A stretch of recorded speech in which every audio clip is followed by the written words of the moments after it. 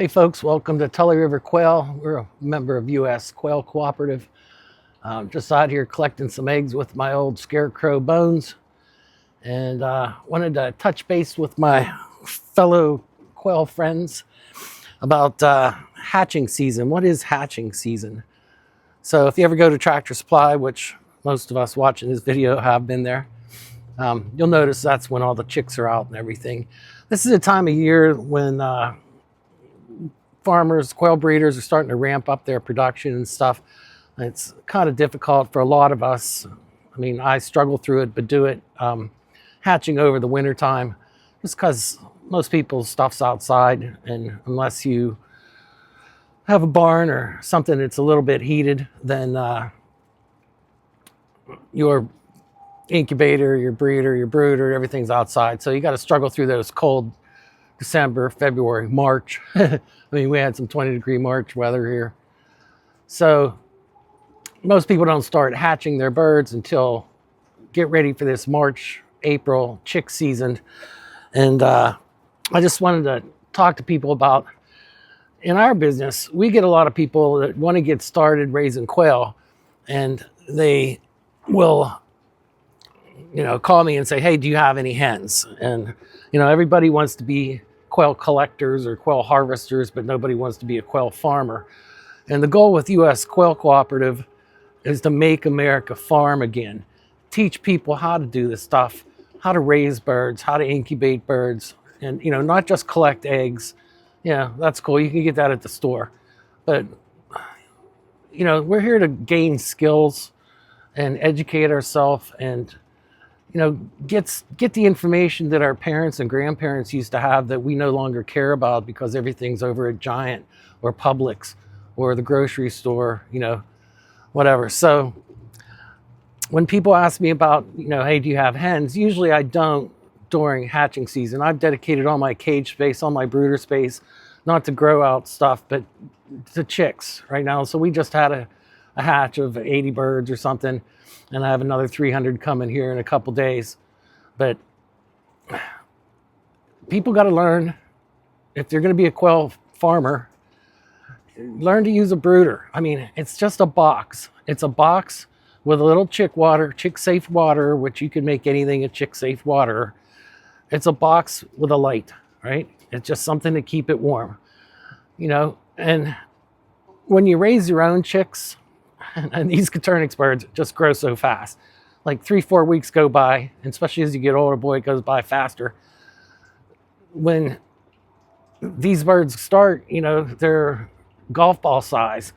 And the next day, they're like baseball size. And then in 3-6 weeks, they're like softball size.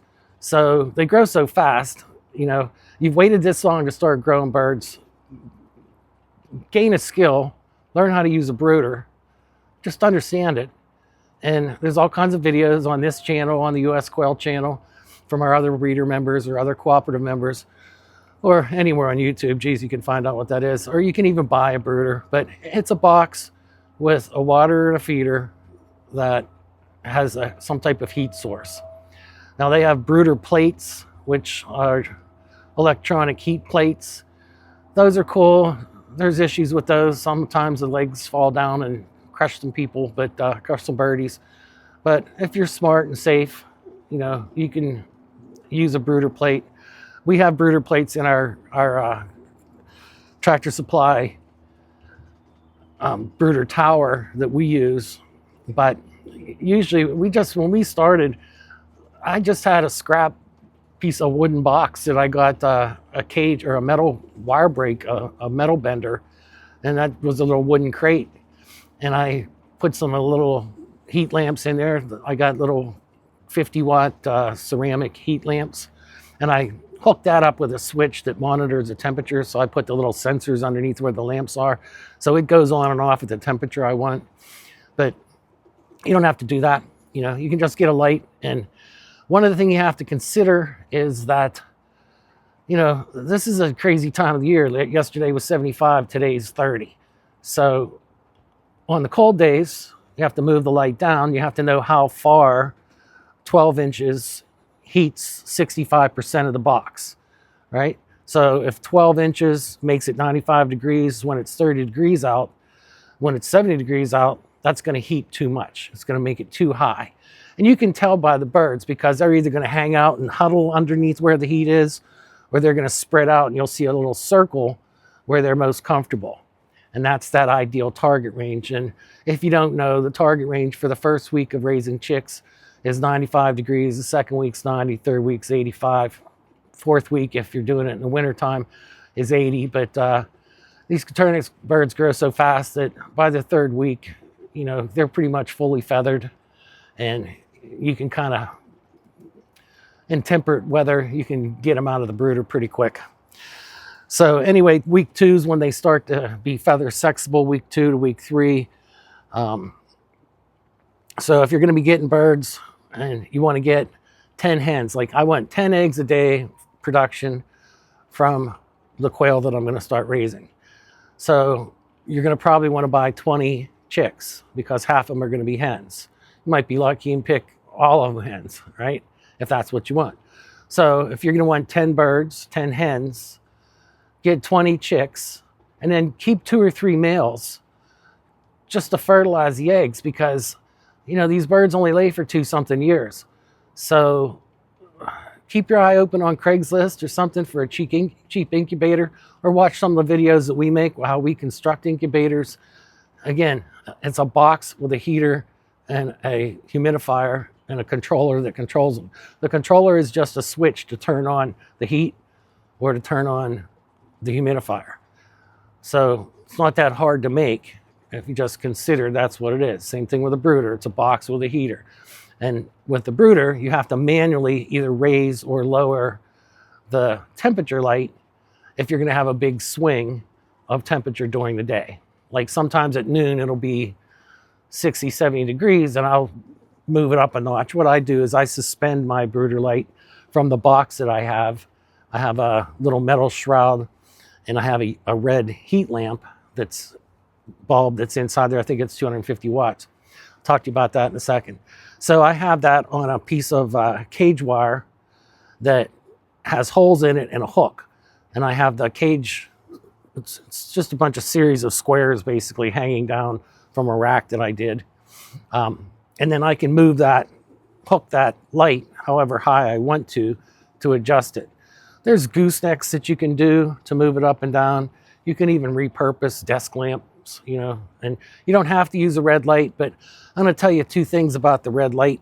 There is a difference. If you buy these at Home Depot or Lowe's, look for the one with the silver reflective backing on the base, right? That is a light that can be used for with a dimmer switch.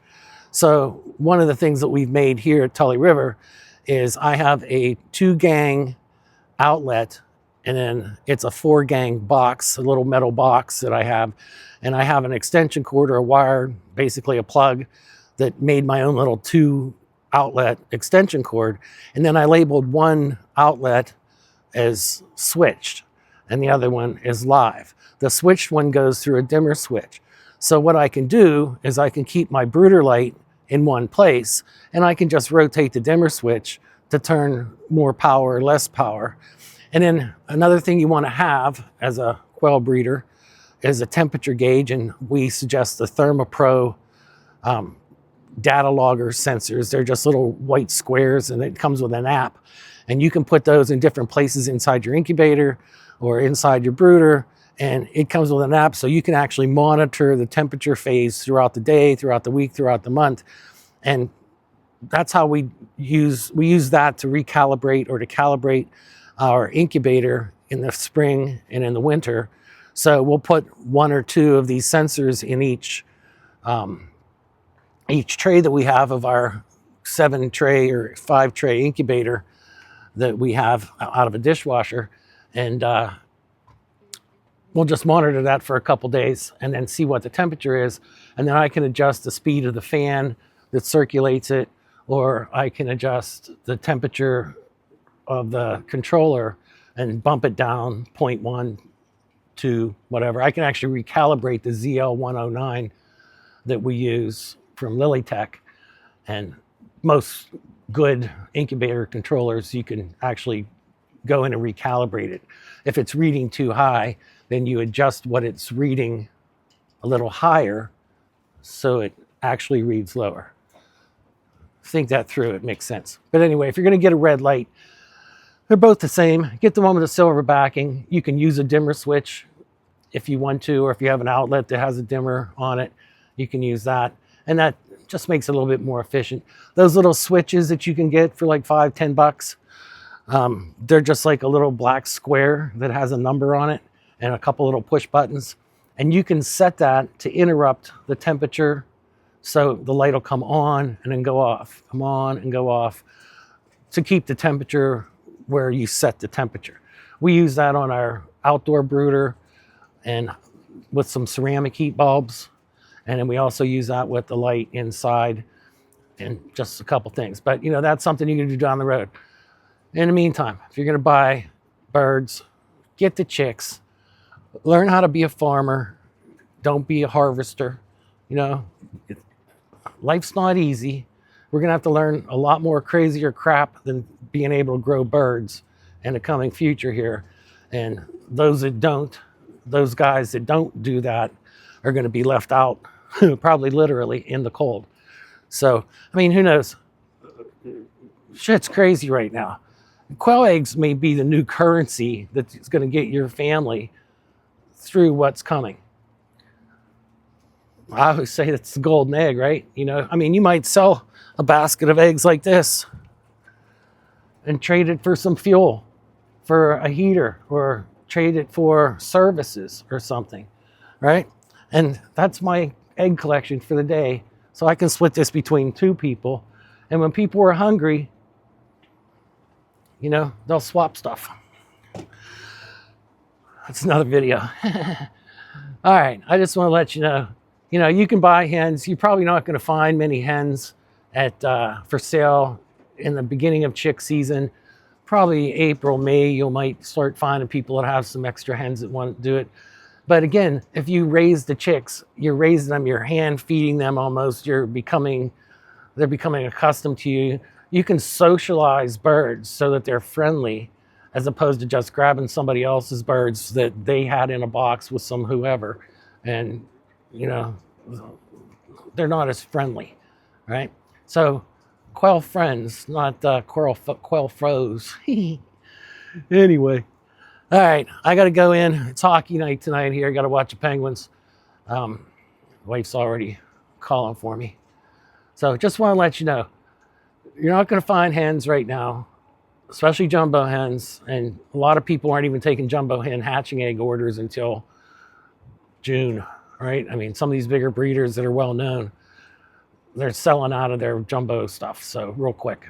And if you're going to raise birds, you might as well raise softballs instead of baseballs. Who knows when you're going to need to eat them, right? And that's another good skill you need to learn how to do. You need to learn how to cull and clean game birds or poultry and split them down the middle and throw them on the grill. The crazy thing about these quail is they're not commercial birds, right? They're Asian birds. They haven't gone through Purdue's GMO modification. They're not being fed crazy crap. That's why US Quail sells Coturnix 1-2-3 feed system, because it's all non-GMO. You can get these birds and start them out on non-GMO feed using like Coturnix 1, which is US Quail product, or Coturnix 3, 22%, 3% rooster safe calcium for Coturnix 3. And they'll never have a genetically modified meal, and neither will you if that's what you eat. So if you're going to eat eggs, why have genetically modified eggs, right? We get enough genetically modified crap from them, right? Let's make our own good stuff, right? And you got to start with good birds, right? And if you start with your own birds, chicks, you can make them how you want them, right? All right, over and out. Stay free. Tully River Quail, member US Quail Cooperative, number 64. Use my reference number and get a little discount if you join us. We're looking for breeders all across the United States. Try to create an underground railroad of Alt Poultry, alternative poultry growers, right? So join us, sign up. There's a really cool discount right now, the 2026 Founders 50 code. But see you there.